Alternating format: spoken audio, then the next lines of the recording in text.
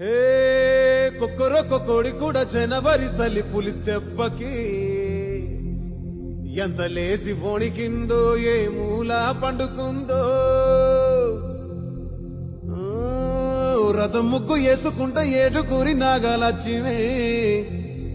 ఎంత దూరం వెళ్ళిందో